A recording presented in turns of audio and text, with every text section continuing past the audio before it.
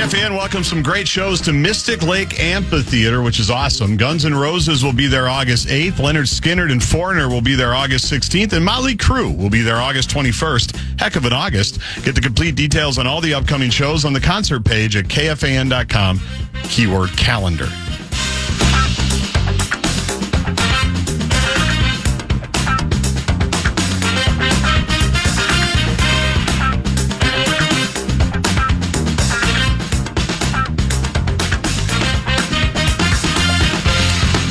It's already begun. This is going to be the comeback to the comeback is going to be that several of these individuals were going to retire anyway, and that this had nothing to do with the direction that this case had taken. All I can tell you, and again, we'll see where that goes exactly. My information is that in the case of Joe Thompson, for sure, that had very little, if anything, to do with it. It had to do with the directives in this case. But that's going to be the attempt to deflect. And, you know, the irony of that is, again, it's the old, if you're not really afraid of a fair investigation, why do you block the agencies that ordinarily would be involved in it from being in it, you know, or to stay in it? I just sort of shake my head and chuckle about that. But just be prepared for it. Some of you are already aware of it. Remember, if you immediately agree, you swallow the administration's version of this, you're doing the same thing that you're accusing other people of doing. You're assuming that just because they say it, that it is true. They may have vested interest in making people think that it's true. There might be people on the other side who might have a vested interest in thinking that the reason that these individuals were leaving is related to retirement and not this alleged directive regarding who you investigate and how intensively, including, in this case, the victim's wife. So stay tuned. We're well aware of it. You're not discovering electricity by coming up with it. But know that that's part of this game here. And that's what makes it so hard for those of us who attempt to actually follow the story about whose vested interest is served by, well, they said, and I have no reason to doubt them. And if you think it's as simple as that, then you can't get mad at other people who are doing the exact same thing on the front end in terms of the reporting that has been done on this story. You mentioned it before the break, Guardsy. The Mike Tomlin era of Pittsburgh Steelers football, at least as head coach, is over. Now, is the betting money he walked away or announced he was walking away because they said to him, we're going to fire you, and out of respect for your run here, we don't want to dismiss you, so we're going to give you the opportunity to resign? Has there been speculation on I haven't seen why that. Or I mean, can it be as simple as Tomlin just said, it's time. It's time for me. I'm burned out. Maybe I don't like the job I've done most recently. They just gave up, I think it was their most one-sided home playoff loss ever. It got a little screwy late. It did. I mean, it was close forever. And then the fumble, was the score. Which was a score, and a pick six. That's two, I think, what we call in the business defensive touchdowns. Hard to win in those situations. That's very, very true, Davey. I'd be surprised if they put the pressure on him, quite honestly. It's funny that we just had the iHeartRadio update, and the host said to chase TV jobs like he has to chase them, or pursue TV jobs like he has to pursue them, because every media reporter for the last 8, 9, 10 years, anybody with a brain can look at Tomlin and go, if he wants to do TV, wants to do it, he'll be pretty good at doing TV. And so we'll see if that's the path that he wants to do. Right. It is crazy. Well, does this rule out the possibility that he would apply for or be in demand for another existing job? That's what I want to know. I'm trying to figure out the way Tomlin did this, what that says. Is Tomlin want out of Pittsburgh himself, or does he want out of coaching for a while? Right. That's a great question. Because, again, we've got, is it 8 openings now, or is that 9? Is Pittsburgh 9? I think that's 9, because Baltimore was 8. And none of them have been filled yet, right? Don't believe so. That's a lot. And I got to believe that there'd be a number of places where Tomlin would be of great interest. Immediately. Just like Harbaugh is of great interest. Now, the stat, did you see the stat going into the Monday night game, playoff game, that people, I guess, repeated because they felt they had to, or I hope it wasn't because they thought it meant anything. And it was that just by quirk, the Steelers had won, was it like 20-some straight games at home on Monday Night Football? Yes, they had. And none of them had been postseason games, I don't think. No. So it's like, why even bother with that stat, pretending that it means, oh, well, they're an inferior team to Houston, but they're going to play it on Monday night, so the Steelers might win. In Pittsburgh, it's Monday bizarre. night. The whole thing is kind of strange. Never had a losing season. Yeah, that's right. That's pretty crazy. That's crazy. Like not even an 8 and 9. But he hasn't won a playoff game in forever, correct? 7 years, I think. It's been a really long time. Yeah. In NFL parlance, it's been a really long time. That's very true. We had him here. We didn't need him. Didn't a long need him. time ago. 1 year. That's correct. So I think we're all watching this selfishly here, trying to figure out where Brian Flores fits in, if anywhere, because I still am skeptical. I think he's going to be eliminated by a lot of teams for the wrong reason, and that's the lawsuit. They're going to say, well, we like him. We can find candidates we like just about as much without having to worry about getting caught up in the middle of all that stuff. Now, Baltimore's already interviewed him. I mentioned Washington wants to interview him as defensive coordinator. I don't know if there's been any follow-up reporting. Maybe I'll ask Alec Lewis this at 5:30. He'll know.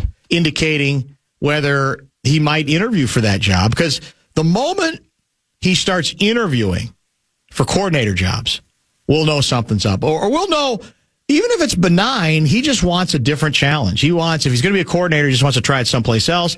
Could it be money? Could it be he's not delighted with the quarterback trajectory here? The approach. It's possible. I mean, who's to say? I mean, he'd have a right to that, correct? So I don't know.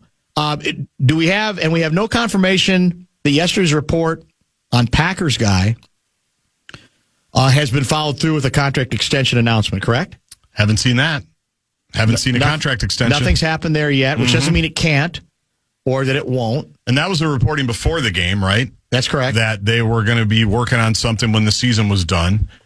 And the reporting yesterday was that nothing's changed on that front. Exactly. With the reporting, I thought it was even more important yesterday because that game took place in between. And it seemed to indicate that they're still on that track. Now, maybe the Packers go with the old, we ain't going to give you everything you want. We'll give you something because we're ready to hang with you. And then you're back to, does he say that's not, I'll walk, I'll leave, whatever. I don't know. I have no idea how. My guess is he'd rather stay. He knows the place. Yeah. He knows the quarterback. He's done a good job. He's done a good job. He seems to have had a good relationship there. So I don't know. Of the available jobs, head coaching jobs, the ones that are available now, we won't include the Packers because, at least for right now, it's not available. What is the most attractive job out there this minute? Let me pull these up. Yeah, that probably is needed because there's so many. Yeah. Well, I mean, let's do it this way. Which quarterback do you like the most? Because that's really what makes it attractive. I would say Ravens probably because you've got Lamar Jackson. And if you have Lamar Jackson, you've got a pretty good chance to do something. Well, let me throw this into the mix. Yeah. How much were you disturbed by the way Aaron Rodgers went out last night? Enough to say it's over for him. I wouldn't want any part of him. Or does he, oddly enough, become available again because the love affair in Pittsburgh was with Tomlin, it was, who is no longer the coach there. Right. So does A-Raj, maybe thinking that night, I'm done? Does he go, well, maybe not? If the Vikings have a clear change of heart. Right. Maybe there's like not. A coffee with KOC in Marina Del Rey. But do you want him? I mean, did you see enough? He wasn't very good last night. But I'll also add, I just don't think he has much. That offense has much. No, they're just not very good. I don't think they're very good. They got one good receiver, and I love his physicality, Metcalf, but most people will say there's a reason Seattle moved on from him, that he can't really make every run every route anymore, can't make every play. The running game is okay, but I don't think if you look at any of the running backs and go, there's a star. Right. Right? So I don't know how much you necessarily put that on him. On the other hand, he's clearly more limited than he was. Yes. He's relatively immobile, certainly compared to what he was. So I'm just wondering that because, again, the assumption was if he's going to stay for another year, it's going to be there because he loves Tomlin. Right. Well, Tomlin's gone. Who would you rather have staring down Caleb Williams, Jordan Love, and Jared Goff next season? I think I'm more open-minded this year than I was going into last year. I would probably still do it. I would consider some alternatives if you give me some names. Yeah.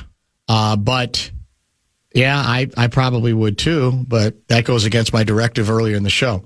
Let's stay on schedule. Louie at the bottom of the hour, bonus bucks right now. Fan wants to give you a shot to win bonus bucks. It is our national cash contest, and the 4 o'clock keyword is credit. Go to KFAN.com and enter the keyword credit. And spend an evening with Jeff Foxworthy, known for his signature You Might Be a Redneck jokes. Don't miss out when the Grammy-nominated legend takes the stage at Treasure Island Event Center. It's on March 14th. Secure your tickets today at TICasino.com for an awesome night of laughs. Rednecks can still be stereotyped and ripped as rednecks, right? I think it's safe. That's the one safety. They're grandfathered in. They're grandfathered in. I think there's not many others who are in that category, but they're there. Rednecks, go fire away. Stereotype the crap out of them. Does it help that it's a self-proclaimed redneck that's doing the stereotyping? That does help a lot. He identifies as a redneck, I think. That helps 100% for heck sure. of a run for Foxworthy. I mean, he's going back to the 90s. He has had a heck of a run. There's no question about that. I'm late to the show. Did you already touch base on the Jordan Addison arrest situation? Kind of we have. I mean, the jokes are all out there. They kind of write themselves. Trespassing, I believe this is considered a misdemeanor arrest, correct? Yes. For whatever that's worth. I mean, we've all shaken our heads and we've all rolled our eyes and said, come on, man. Now, is it possible this is a trumped-up charge? Yeah, I'm willing to wait the thing out. That's why I haven't lost my mind about it. But as a look, given his history, is it inexcusable? Should it be part of how the Vikings decide how far they want to go with Jordan Addison? Yeah. At some point, you can't keep investing. And somebody used, I think this is PST tournament fodder. Okay. The Randy Moss precedent. Okay. When it comes to, skirmishes and meter maids. And it's like, okay, I'm not here to defend any, of the Randy Moss transgressions, including the nonsense on the bus. We're moving sponsors away from a bus spot, and then he didn't like the food. Yep. For that was his second stint food. here. That's true. That's right. But come on, and I think we all love some of the explosiveness we've occasionally seen from Jordan Addison. But stop right there. Just stop it. Find another analogy. What did I tell you, woman? I'm not getting into that. Don't go with Randy Moss as your precedent. But if you want to, you can say that teams eventually got sick of dealing with it with Randy Moss, too. As his career started to regress. Yeah. As he started to fade. But the Vikings but this guy's in his prime or heading into his prime. It's a very different role. Yes, however, the Vikings traded him. He went to Oakland for a lost season and then was part of the 19-0 Patriots team and was ridiculous again. That's true. He was ridiculous. He still had good football. He was traded in his prime. Yeah.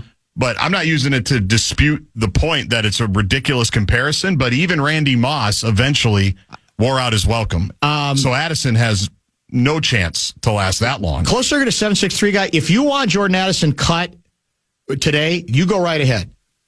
If he's so bothered that I haven't pounded my fist like he needs to go to prison for the rest of his life, I want to know more about the case. I've already said it's a bad look. An inexcusable look for a guy who has had the history he has. But is this seeping into sports too? I guess it is. The idea that without knowing a single detail, other than the time he was arrested, right? I'm yes, which isn't good. Right. I'm obligated to basically call for his head. Go ahead, have at it if it makes you feel better. That's not me going soft, for God's sake. It's just I'd like to have a little bit more information before I go down the road that 763 guy, I guess, who wants the guillotine applied here, wants to go down. Go right ahead. It's fine with me. I like this one better. This is Kyle from Isanti. Was there a sick dog on the property that he was trespassing that he wanted to save and rush to the vet? There. That's a good joke. Because you know what the joke is? That acknowledges the absurdity of him getting in trouble at all, but injects a little humor into it before we know exactly what took place and the severity of it, et cetera, et cetera. And we still don't know about the dog. No, we don't. Does he merit the benefit of the doubt at this point? No, probably not. But I'm also, I'm sorry that I want to know a little bit more before I call for this guy's head. Good God. Yeah, a lot of dog jokes are coming in as expected. Should we ask Alec about the dog? Because Seifert gets defensive, I think, when we say, you guys never asked about the dog. No one ever followed up about the dog. I would say give Jordan Addison to the Eagles and give us A.J. Brown and even trade, but do we really want A.J.? Yeah. I don't know what to think about the whole A.J. situation. Well, where it does get annoying is I do like Jalen Naylor. I'm not saying he's as good as Jordan Addison, but I think he's turned into a really nice wide receiver. And you're probably going to lose him. Right. I can't tell anything on the basis of the way this season played That's fair. out. That's the hard part for me. I fall into that trap too easily. Where was I? Flores is the Vegas betting favorite for the Steelers job. Is that true? I don't know. I haven't looked at the odds. Followed by a Notre Dame coach. What's the name of the Notre Dame? Freeman. Marcus Freeman, yeah. Interesting. Let me get to a couple other texts before we prepare for Luigi. There were already some texts coming in for him.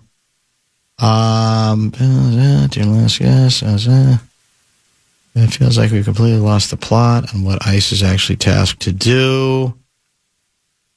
Dan, the hot rumor is that Flores might replace Tomlin in Pittsburgh. Before the Vikings gig, he was linebackers coach there.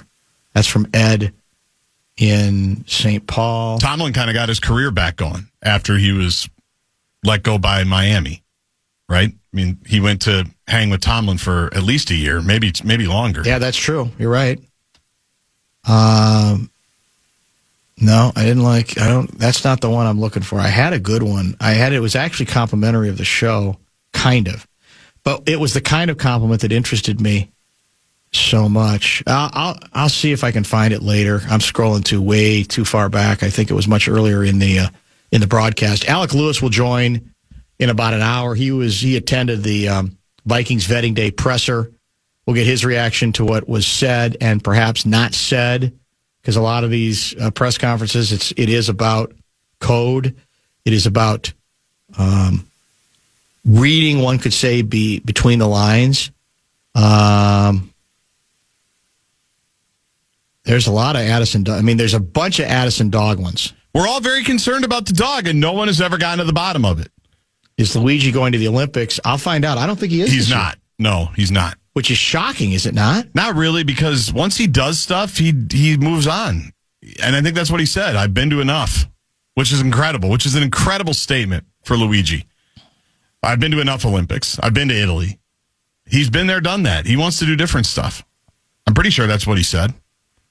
Here again, people kind of I don't think quite understand it. I'm concerned about deadly force. However, these wonderful paid protesters were harassing agents early in the morning. Let's make sure we bring out all the facts here. Again, I need the definition of who was harassing and who was doing said harassing. And I'll say again that none of that, I think, enters into how you evaluate the situation, split-second situation that ended in the death of an individual in the streets, in the shooting of an individual on the streets. I have no problem bringing out all the facts. I've already described some of her behavior as getting in the way of whatever they were attempting to do. I have no problem saying that. We have said it before. So again, I'll say, if you're concerned about that part of the story, no, we're not hiding from that part of the story at all. I don't think that's controversial. I don't think that's difficult to say. I still can't find what I'm looking for. So here's what we'll do. Oh, scandals don't run rampant if they do their jobs. That's referring actually to a lot of other people in the state. The U.S. Attorney's Office is the only reason we even know about these scandals. That's why if you're going after them, I think you're kind of missing the threat. That's all I was attempting to say. Minnesota is 100% of our affiliations. Yeah, I can't find it, but it was a compliment, so I'm going to have to star it because we so rarely get those anymore these days. That I wanted to at least pay attention to it. All right, hockey questions for Louis. A couple have already come in. We got some good ones as well. Gopher men's hockey. Are they ever going to win a game again? That's one of the subjects we might try to explore, including your suddenly, is it too early to say slumping? But at least going in the wrong direction for the moment, Minnesota Wild. All that with Luigi now.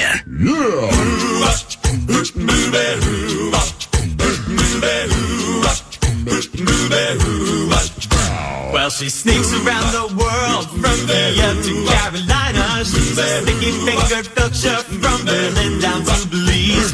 She'll take you for a ride on a slow boat to China. Tell me, where in the world is Lou Nanne? Well, he ain't here, although Guardsy reminds me that Mason Your Face is back Thursday this week, right? Rather than his usual Wednesday? I think he comes back to the cities tomorrow. And he will be in studio on Thursday. Louis, are you in California? Are you in Florida or somewhere in between? I'm right across the water from Mace. Oh. I can't believe he's going back that fast. That's a quick turnaround. Yeah, he was there like a day and a half, I think. I can't believe it. You know, he's renting his place, I think, on a QT. He says he gives it, but he's renting his place. He's always trying to make money. What a greedy bastard. I mean, it never stops with him. He doesn't know how to enjoy his life. He's got so much money.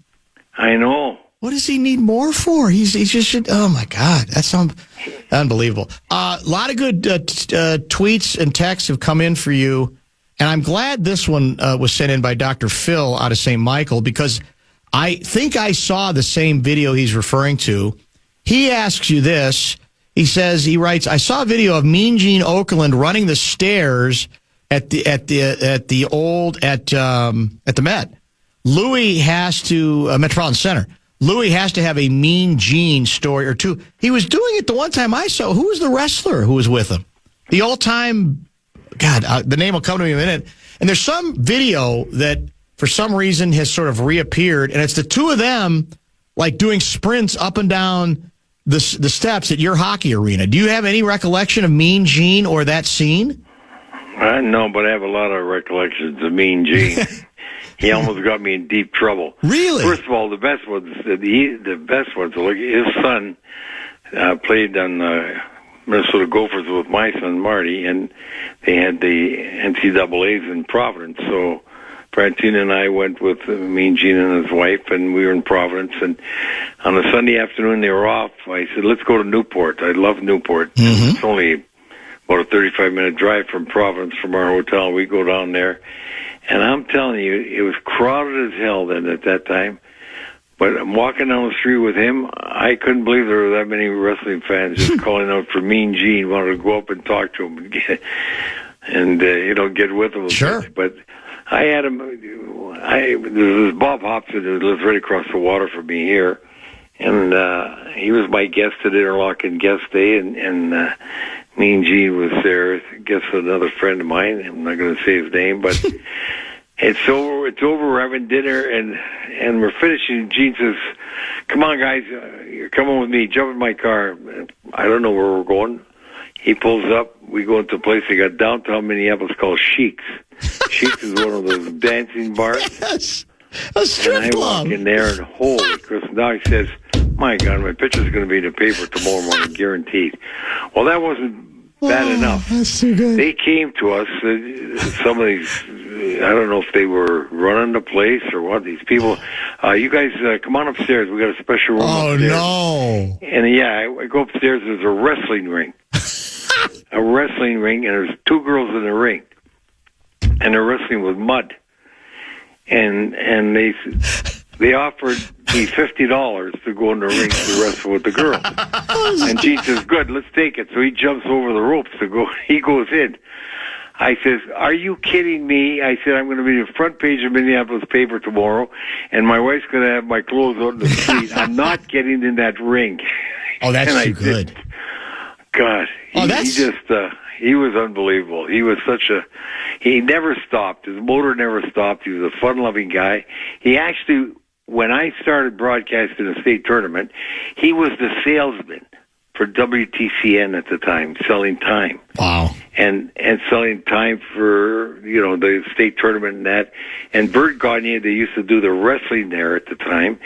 And Wally Carbo couldn't make a trip to, I think it was to Winnipeg. And Gene said he'd fill in for him, and that's how Gene got started broadcasting. That's tremendous. I don't think I've ever heard the Chic story before. One of those dancing bars. I kept it off the front page of the Minneapolis paper. Good. That's so good. That's just so. That's astonishing. I love that. Might be one of my new favorites. There's no question about that. I'm glad we brought it up. Well, but you took care of yourself. You did what you had to do. You got yourself out of there pretty quick. What, 3 or 4 hours later? No, it was at least 2.5. That was enough. That's exactly so $50 wasn't enough, but I'm sure there would have been a price, Louis, to hop into the ring. Oh, my God. I imagine paying me $50 to jump in a ring. What could possibly go wrong, Luigi? With mud? Oh, my God. And not to mention the girls. What could possibly go wrong? That's classic. Yeah. That's classic. College hockey question from 612. We asked Louis if he thinks St. Cloud State's hockey program can get back to the top anytime soon. Let me expand the question. Can the Gopher hockey program get back to the top anytime soon? Yeah, that's a better question. Now, Gopher, this team is young. They're not going to be winning anything this year, as we all know, but they've got some good talent there that's developing, and I think they're the type of team that you're going to see stick around and not lose 8 guys like you did last year, and they'll be much better next year, and 2 years from now they'll be great. So, you never stay on top forever, and if you handle it right, you won't stay in the bottom forever either, and that's the key. I tell people you got to go down before you go up. And the Gophers are suffering right now a bit, but they're building, and that's a good part about it. That's why you play the games. That's why you have, so many different teams, surprising year in and year out in different sports, how they get that good, and other ones how they get that bad. And it happens, but that's what sports is all about. Do you know who Chris Mason is?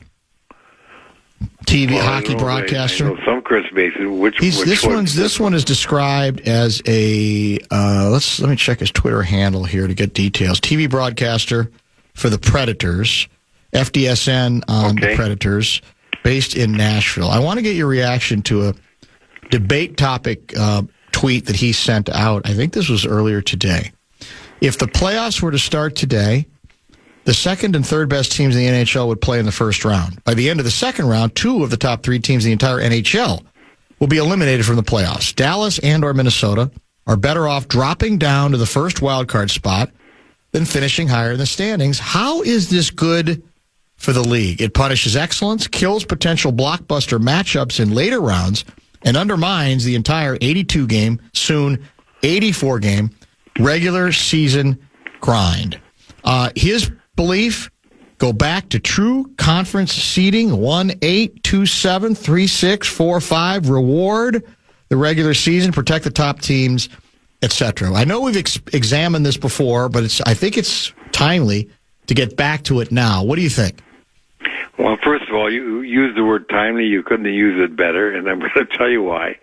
Because this morning I'm looking at the paper and just looking at the standings, and I said, one of the things Dan's going to ask me about, do you think the Wild now are in the slump, are they going to drop? And I was going to tell you, I want to tell you something, Dan. I've been thinking about it, and maybe it's best for the Wild to drop to the first wild card spot, just for this guy's sake. I do really think that it would be better if they went back to 1-8, 2-7, etc. Even though the reason why it's not like that is because you got a little unbalanced schedule. You know, you play your own team. That's true. And they're not sure that the point would be that similar if you were playing balanced throughout the league, and that's why they do that. And I don't think they'll ever change it. But when it's your team, which the Minnesota Wild's our team, then you start saying this is unfair. We should have it a different way. And that's the one thing I felt today after reading all that if they dig into a slump, I'm not that concerned. They're going to make the playoffs, and I'm not that concerned because maybe they'll cross over and avoid Dallas and Colorado. Although I will tell you this, I really do believe they're going to beat Dallas this year. Do you? And I do. I'm feeling confident about it, and I think that I'm actually looking forward to it because I know you can't go to a different seeding this year. I mean, you got to stay with the kind of playoff schedule they have, and having that, I'm looking forward to it. I think that this is the Wild's year. What gives you that? Beat Dallas. What gives you the confidence against Dallas? I'm not as thrilled with Dallas as I was before. I think some of their core up front, Ben and Seguin to start with, are still good, but not as effective as they were. The guy I fear the most is the guy I couldn't believe that. I really think that the U.S. should have on the team is Robertson, and he should have been on the U.S. Olympic team. But overall, I think that the balance the Wild have, and with the goaltending seemingly solid right now for the Wild, that I know Dallas will get good goaltending. Well, and I think that the coach really mishandled him last year, but I still believe that the Wild has enough balance and depth that they're going to be better. I naturally want to see them get the second to have home ice, even though when you get the playoffs, as I said so often, the one game you usually steal in the playoffs is the first one. But I'm feeling better about the matchup. Louis' appearances is always brought to you by his good friends and our good friends at Kemp's. 612 guy asks you, is the quote-unquote honeymoon period over with the Wild after the Hughes trade? Well, that's what we were just talking about. Are they going to go into a slump? I will tell you, I am somewhat concerned about the next 4 games. Winnipeg just had a terrible time for quite a time. They bounced out of the losing streak. They've always, for the last couple of years, been a thorn in the Wild's side. And so the Wild got a tough home game, and then they have a tough road trip. Even though I watched Sabres last night because I'm going to be broadcasting that game Saturday night. And before the Wild game, and the Sabres finally lost. They were winning so much, put them in a playoff position. But the Sabres they really do have a really solid hockey team right now. They're where they should be, I think, in the standings. They've got good scoring, they got good size, they got mobile defensemen. I'm okay with their goaltending. I don't think it's world beaters, but they've been tough in the Wild in Buffalo, and I worry about that. Toronto's really playing very well right now. Matthews started to heat up. They beat Colorado and dropped Colorado's string last night in Colorado. And last 10 games, Toronto's been really good. And Montreal's always a tough out in Montreal, although I think that the Wild, remember when they were in there last year with Fleury getting a great win and a great reception, and Wild played very well. But these games are tough. The Wild got a great cushion, though, so I'm not that concerned about it. But I want them to get back to scoring goals. Their biggest problem right now is they're pressing to score, and that starts with Kaprizov. Yeah, that's where I was going next. Who he's got 25, but he's had 400 chances, and which he usually scores some on, and he's been somewhat stink-bit lately, and I'm getting concerned that they press too much and don't score like they should be scoring. That was a couple questions are coming on Kaprizov. This is a good question too. We got the Olympics. The Olympic break is coming up. Apparently, a number of the dressing rooms are still not done, but we'll get to that in a minute. If you are GM, in other words, if you were in Bill Guerin's role as general manager of the Wild, how much trepidation would you have regarding injuries? Injuries for the Wild themselves, you mean? In the coming out of Olympics. the Olympics? Those, yeah, exactly. Those who are participating in the Olympics. A Yeah. lot. That's what concerns me the most. I've talked about this all year long. That there's going to be some serious injuries in the Olympics. Mark my words. Some teams are going to get hurt badly because all these players are key players on their team, or they wouldn't be making Olympic teams. And there's always injuries in this tournament. It's played with such high intensity and very skilled players, and I just hope it's not the Wild players that get hurt, or if they do get hurt, that it's minimal, not end of the year injuries that's going to put them up for the rest of the season. I'm very concerned about it. I think that, as you know, they're playing a lot of games before the tournament. They've already played 46. I don't know how many they got more, but they probably got at least another 10 to go. And that's a lot of hockey in a short period of time, and then to go into the Olympics. So I hope that they don't suffer any. Somebody's going to get bit, like they did in the Four Nations. Yeah. Somebody always gets bit.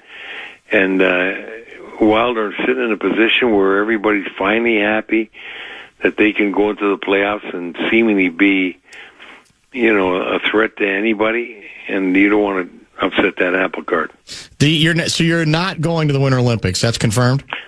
No, I'm not going to go. I'm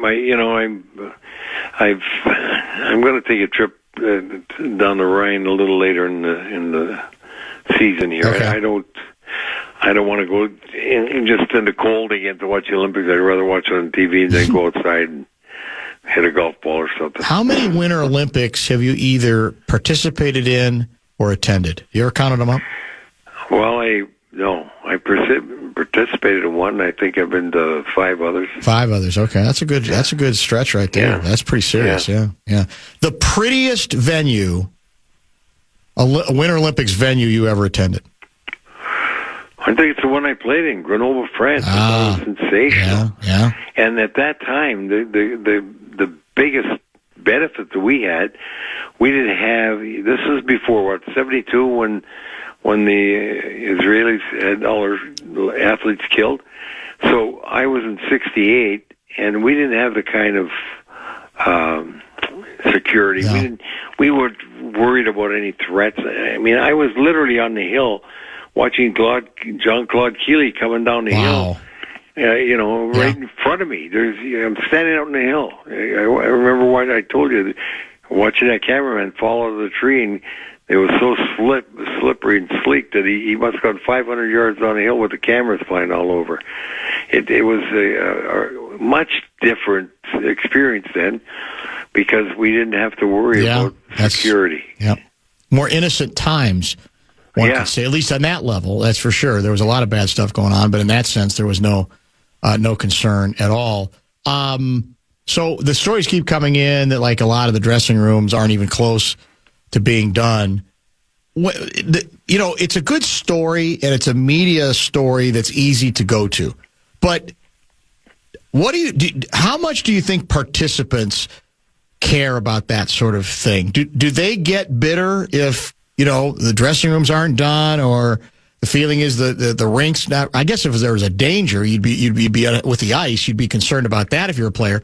But do players care as much about that stuff as we tend to, the people who report on and cover that stuff? Actually, the players could be dressing on the sidewalk of the street and wouldn't even know it. They're so pumped to play the game. They're so into mentally. You're in a different space, and this is meaningless. They could be dressing in the Taj Mahal, or they could be dressing in an outhouse, and they'd be ready to play the game. And I have to tell you, I did talk to some of the dignitaries and IIHF people when we just had the World Juniors in St. Paul, and they have no question, no problem worrying about the rink. Yes, we know the rink's going to be about 3.5 feet shorter, which is not a big deal. You have to remember, until they standardize the size of the rinks at 200 by 85.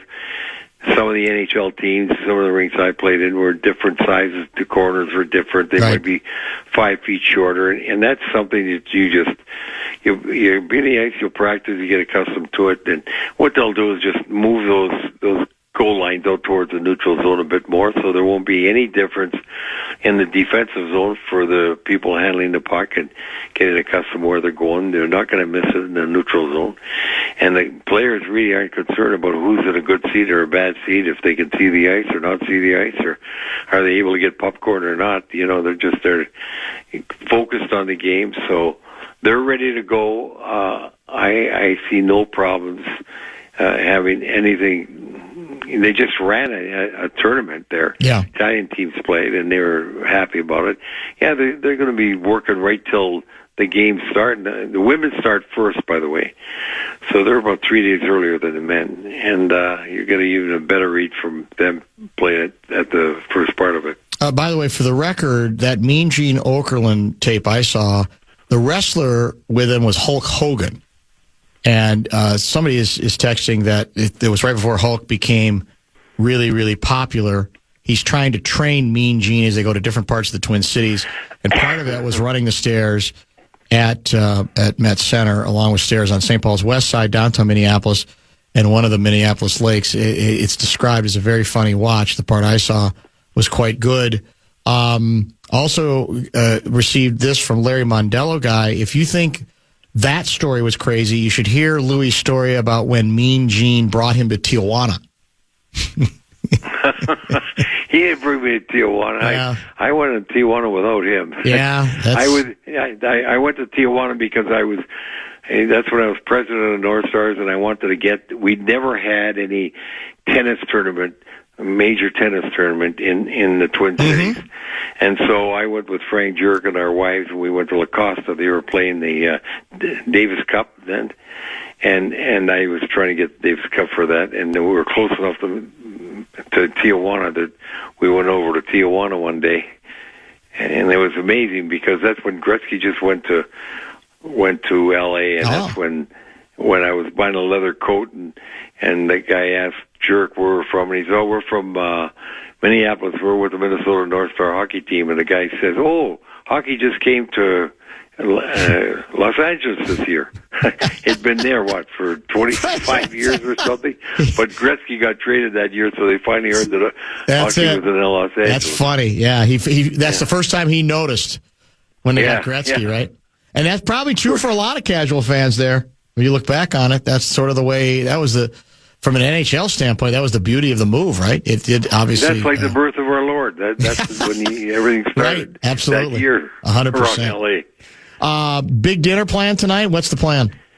Well, I got the Brewers over visiting us from Naples, and they wanted to come to the poor part of Florida. So we're going to take them out to one of my favorite restaurants, Limoncello. In fact, it's Nicholas's favorite restaurant. He's in there all the time. But they really do have good food. Do they? What's the Louis go-to there? Do you have one, or do you mix it up? Oh yeah, I love I love bolognese. But I got to tell you, if I'm not eating the pasta, and they make the pasta with the cheese, they have the cheese wheel there. Yeah, which it's really unique to do it. They got the best Dover sole that I really like Dover sole. Interesting. They got excellent Dover sole here, but that's as good as it gets. Oh, that sounds mouth-watering right now. Garzi, why are you shaking your head? Well, it's just, this has been an all-time segment with Luigi, and I'll say that I've received no fewer than 5 texts about the Mean Gene story from people that are listening, including from a friend of mine whose 8-year-old wants to know what they were doing in the mud. So I'm going to have the 8-year-old call the condo after the break. So before you go to dinner, you're going to explain to our buddy Cal exactly what they were doing. What they were doing in the mud. Well, they were wrestling. Yeah, obviously they were wrestling. No, I don't want to dirty my clothes. That's for sure. Great stuff as always, my friend. Thank you. We'll chat next week. Thank you. Nice talking to you. Thanks, Louie. Lou Nanne, brought to you by Kemp's. He never ceases to amaze, because you think, okay, we've had him on figuratively 1 million times over the years. There's no stories left that he hasn't told, right? And then he brings one up out of nowhere. That's the beauty of our listeners. They find a story that then we try on Louie, and Louie, of course, has a Mean Gene Okerlund story, and it's one that is localized and so relatable. Good, and so relatable, and it's so absurd. You just cannot make it up. Top 5? One of those dancing bars. One of those dancing bars. One of those dancing bars. They were basically, it's like polka. Yes. They were line making some dancing. square dancing and some Yes. line dancing. Exactly. Line dancing. We've got a wild loss, a Wolves game tonight. Who's in, who's out, and what was your favorite Mike Tomlin moment?